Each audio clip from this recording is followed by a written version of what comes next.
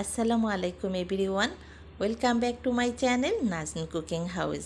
আম, কাঁঠাল, লিচুর মতো পুষ্টিগুণে ভরা তেমন আরেকটি ফল হচ্ছে জাম। ছোট বড় সবাই জামের ভর্তা খেতে খুবই পছন্দ করে। তবে আজ আমি ভর্তা নয়, আপনাদের সাথে শেয়ার করব জামের জুস। আশা করছি আমার রেসিপিটি আপনাদের ভালো লাগবে। আমি প্রথমেই জামগুলো খুব ভালোভাবে পানি দিয়ে ধুয়ে নিয়েছি।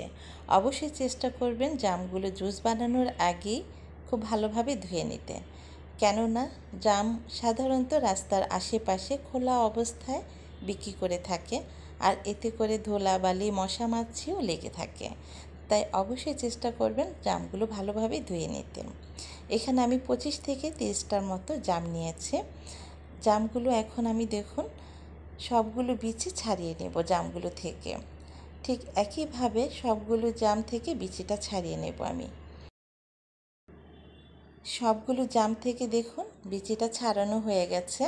এখন আমি ব্লেন্ড করে নেব।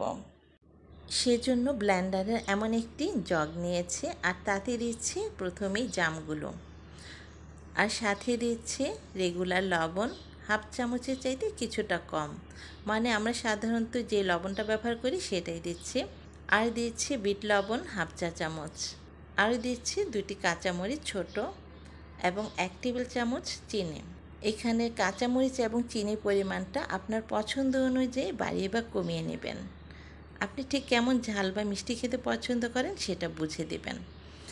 আর দিচ্ছি এখানে 2 কাপের মতো ফ্রিজ থেকে নেওয়া ঠান্ডা পানি। এখন ঢাকনা দিয়ে ঢেকে ব্লেন্ড করে নেব। এই তো দেখুন জামের জুসটি রেডি।